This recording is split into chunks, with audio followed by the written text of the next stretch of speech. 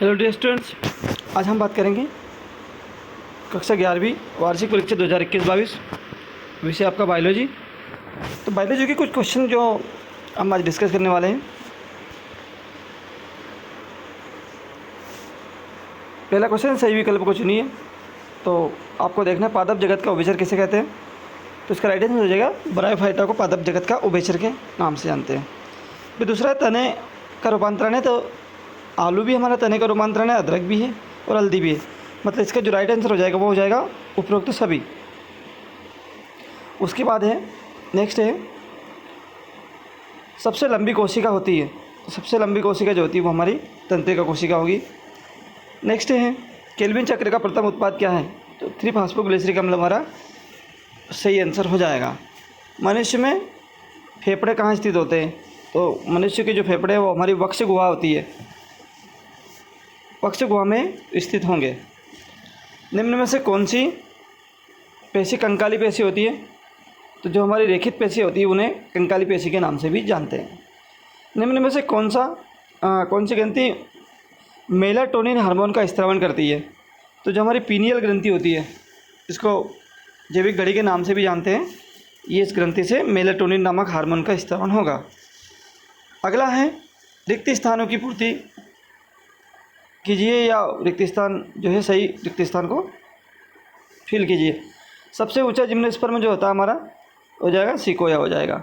Star fish में प्रचलन अंग में तो हमारा ट्यूब फिट जो होती है स्टार फिश का प्रचलन अंग है। आई होप आपने ऐसे ही किया होगा। आप लोग एक बार मैच कर लीजिए ज़रा। उसके बाद रक्षक कोशिका है, गार्ड सेल है, इसको अंग्रेजी में गार्ड सेल के नाम से भी जानते हैं। जो हमारा स्टोमेटा होता है इसमें पाई जाती है। तो ये जो रंध्र होते हैं, रंध्र में रक्षक कोशिका पाई जाती है। केंचुए में उत्सर्जन अंग क्या है। तो केंचुए में उत्सर्जन अंग नेफ्रिडिया के द्वारा होता है। अंतरावस्था, रिक्त स्थान, उप अवस्था में प्रोटीन का निर्माण होता है। तो इस अवस्था को हम एस नाम से जानते हैं, एस फेज भी इसको बोलते हैं। प्रोटीन के श्वसन गुणांक का मान 1 से कम होता है। रक्त में प्लाज्मा की मात्रा लगभग हमारी रक्त प्लाज्मा में 90% हमारा जल होगा। उसके बाद में सही जोड़ी बनाइए। तो सही जोड़ी में आप लोग देखना है, साइकस जो होता है हमारा जिम्नोस्पर्म है, आलू होता है हमारे सोलेनोसिकुल का है। हार्मोन की अगर हम बात करें तो जो हमारी अंतःस्रावी ग्रंथियाँ होती है उनसे हार्मोन का स्रावन होता है और बहिस्रावी ग्रंथियों से एंजाइम का स्रावन होगा। राइबोसोम 70S और 80S राइबोसोम नाम सुने होगा आपने। उसके बाद डीएनए का जो निर्माण होता है वो डीएनए का निर्माण हमारा होता है एस अवस्था में होता है। फिर क्लोरोफिल जो होती है उसमें मैग्नीशियम धातु पाई जाएंगी और झींगा जो होती है उनमें ग्रीन ग्रंथियाँ या हरी ग्रंथियाँ उनमें पाई जाती है। इस तरह से आप लोग स्क्रीनशॉट भी ले सकते हैं और आप लोग मिला लीजिए कि आपने किस तरह का आंसर दिया है। नेक्स्ट है, एक शब्द में या एक वाक्य में उत्तर लिखिए। तो जो पक्षियों में कितने कक्षीय हृदय पाया जाता है। तो पक्षियों में 4 कक्षीय हृदय पाया जाता है। मनुष्य के समान 4 कक्षीय हृदय उसमें पाया जाता है। उसके बाद में है, मटर का वनस्पति नाम लिखिए। तो हमारे मटर का वनस्पति नाम हो जाएगा पीसियम सेटाइवम, पीसियम सेटाइवम हमारा नाम हो जाएगा। फिर दैहिक कोशिका में किस प्रकार का विभाजन पाया जाता है। तो आपने समसूत्री अर्धसूत्री विभाजन के नाम सुने होंगे। तो उसके बाद में आपने सुने हैं कि समसूत्री अर्धसूत्री विभाजन का नाम सुने होंगे। दैहिक कोशिकाओं में हमारा पाया जाता है समसूत्री विभाजन, समसूत्री विभाजन। जबकि अगर जनन कोशिका होता तो फिर हमारा हो जाता है यहाँ पर अर्धसूत्री विभाजन होता है। उसके बाद पौधों के पुष्पन पर ताप का प्रभाव क्या कहलाता है। तो उसे हम बसंतीकरण कहते हैं, बसंतीकरण के नाम से हम जानते हैं। अगला है, सर्वग्राही रक्त समूह का नाम लिखिए। जो सभी का रक्त ग्रहण कर सकता है, सभी ब्लड ग्रुप को ग्रहण कर सकता है, उसको हम AB के नाम से जानते हैं। और अगर पूछा जाता है कि सर्वदाता कौन सा होता है तो सर्वदाता हमारा O हो जाता है। रक्त O जो होता है वो किसी को भी हम दे सकते हैं और AB जो है किसी भी ग्रुप को ले सकता है। इस तरह से इसका राइट आंसर हो जाएगा। फिर नेक्स्ट है मानव नेत्र में किस प्रकार के शंकु पाए जाते हैं।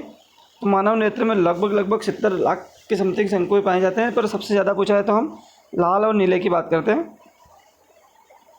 शंकु सबसे ज़्यादा पाए जाते हैं।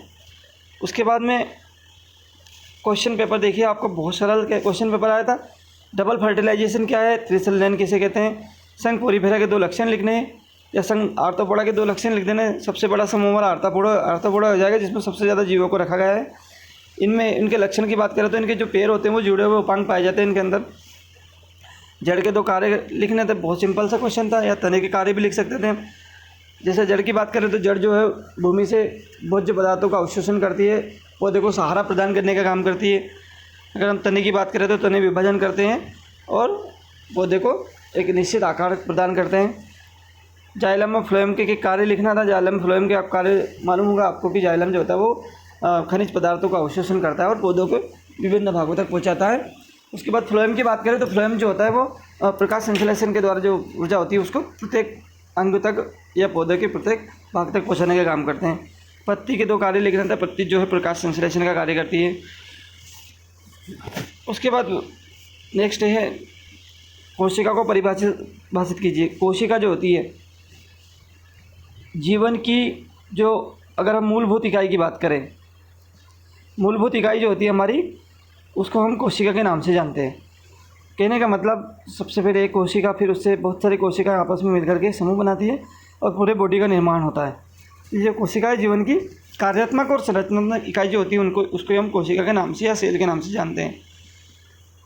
फिर अगर हम बात करें समसूत्री विभाजन की बात करें तो समसूत्री विभाजन हमने देख ही रखा है कि जो हमारी जो दैहिक कोशिका जो शरीर का निर्माण करने का कार्य करती है, ऐसी कोशिका में समसूत्री विभाजन होगा। कोशिका सिद्धांत की 2 विशेषता लिख देना था। यह श्वसन गुणांक भी बिल्कुल सरल होता है। फिर साइटोकाइनिन जो होता है पौधों में हार्मोन होता है, पेड़ पौधों के जो हार्मोन है साइटोकाइनिन, ये कोशिका विभाजन में मदद करता है, पौधों की वृद्धि में मदद करता है। तो ये सरल सा क्वेश्चन था। रक्त के 2 कार्य लिखने थे, बहुत सरल सा है। ताप नियमन का कार्य करता है रक्त हमारे शरीर में। आवर्ती बीजी अनावर्ती बीजी पौधों में कोई 3 अंतर लिखिए, बिल्कुल सरल था क्वेश्चन से भी। उसके बाद में एक प्रारंभिक पुष्प का नामांकित चित्र, ये भी बिल्कुल सरल ही था। आपको इस तरह से एक प्रारंभिक पुष्प उसमें बना देने थे आपको कि इसमें कैलिक्स पाए जाते हैं, करोला पाया जाता है, फिर इसके बाद एंडोर्सियम और गाइनोसियम पाया जाता है। तो इस तरह से आपको एक प्रारंभिक पुष्प का चित्र बना। तंत्रिका कोशिका का आपने चित्र देखा होगा। इस तरह से न्यूरॉन एक्सॉन पाए जाते हैं, इसमें डेंड्राइन पाए जाते हैं। यहाँ पर जो कोशिका है, सबसे बड़ी कोशिका भी हमारी यही होती है। इस तरह से ये जो रिक्त स्थान होता है इसको सिनेप्स कहते हैं। बड़ा सरल सा क्वेश्चन था ये भी। आई होप आपने कर दिया हुआ इसको। पादप कोशिका और जंतु कोशिका में 3 अंतर लिखने हैं। अब पादप कोशिका और जंतु कोशिका जो होती है, जो कोशिकाएं पौधों की होती है, पौधों में होती है, उन्हें पादप कोशिका कहते हैं। जो जंतुओं में होती है उन्हें जंतु कोशिका के नाम से जानते हैं। अब इनमें मेन डिफरेंस क्या है कि जो पादप कोशिका होती है उनमें कोशिका झिल्ली और कोशिका भित्ति दोनों पाई जाती है, मतलब सेल वाल और सेल मेम्ब्रेन दोनों पाई जाती है। जबकि मनुष्य के अंदर केवल सेल मेम्ब्रेन पाई जाती है, सेल वाल मनुष्य में या जंतु कोशिकाओं में नहीं पाई जाती है। सेंट्रोसोम पाया जाता है, दोनों में सेंट्रोसोम पाया जाता है। केंद्रक अगर बात करें तो जंतु कोशिका और पादप कोशिका दोनों में केंद्रक पाया जाता है। तो इस तरह से उनमें कोई 3 अंतर हमको लिख देने थे। समसूत्री अर्धसूत्री विभाजन में भी बहुत सरल से क्वेश्चन थे। उसके बाद किण्वन के 3 महत्व, ये श्वसन के 3 विकार के नाम लिखने थे। श्वसन संबंधी जो विकार होते हैं, श्वसन संबंधी जो बीमारियाँ हो जाती है वो लिखने थे। बिल्कुल सरल सा क्वेश्चन था। संधि किसे कहते हैं? जो ज्वाइंट होते हैं हमारे, जहाँ पर हमारी हड्डियाँ जुड़ती है आपस में, उन्हें हम जॉइंट्स कहते हैं। इनके प्रकार लिख देना था।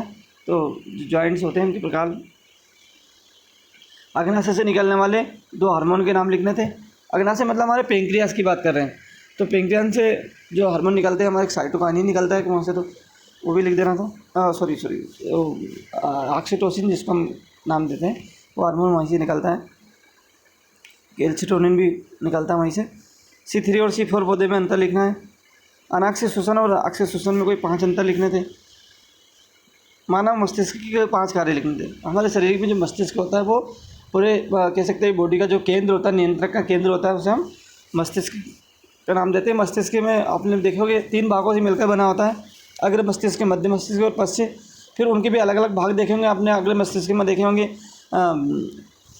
थैलेमस होते हैं, हाइपोथैलेमस होता है। तो उसके बाद मध्य मस्तिष्क में आपने देखे होंगे कि इसको भी अलग अलग भागों में डिवाइड किया गया है, सेरिब्रम, मेडुला ऑब्लांगाटा। तो इनके अलग अलग कार्य ये होते हैं कि ये हमारे शरीर में पूरी तरह से जो ग्रंथियाँ होती है, इन ग्रंथियों को नियंत्रित करने का काम करेंगे, शरीर को संतुलन बनाने का कार्य करेंगे और शरीर को सुचारू रूप से हार्मोन सीक्रेट करेंगे। सूचनाओं का आदान प्रदान करने का काम भी यही ग्रंथियों के माध्यम से या ग्रंथियों से निकलने वाले हार्मोन से होता है। मानव वक्य के कोई 5 कार्य लिखने थे, तो ये किडनी का कार्य लिखना था आपको। किडनी में आपने देखा होगा कि जो हमारे शरीर में जो यूरिन को जो फिल्ट्रेशन की क्रिया होती है, यूरिन जो रिलीज होता है वो एक किडनी के माध्यम से होता है। यहाँ पर हमारे शरीर में जो अनवांटेड चीज़ें चली जाती है तो उनको यहाँ पर अवशोषित कर लिया जाता है और फिल्ट्रेट करके या फिल्ट्रेशन का काम यहाँ पे होता है। यहाँ पे वक्य में आपने देखा होगा कि नेफ्रॉन होते हैं जिनमें अल्ट्रा फिल्ट्रेशन की क्रिया होती है, अति सूक्ष्म छनन की क्रिया होती है। तो इस तरह से ये वक्य जो होता है वो भी हमारे शरीर का बहुत महत्वपूर्ण पार्ट होता है। अब बहुत सरल सा पेपर था, आई होप आपने बहुत अच्छा किया होगा। उसके बाद में अभी मैं बायोलॉजी का भी शुरू करने वाला हूँ, बायोलॉजी क्लास शुरू करने वाला हूँ, 12th की क्लास शुरू करूँगा। तो आई होप आप इसमें पास तो हो ही जाएंगे। आप लोग अगर चाहते हैं कि और भी अच्छे से आप लोगों को गाइडेंस मिले तो कृपा करके आप लोग चैनल को सब्सक्राइब करें, और अगर कोई डाउट हो पेपर में तो वो मुझे कमेंट्स करके ज़रूर बताएं। और थैंक यू।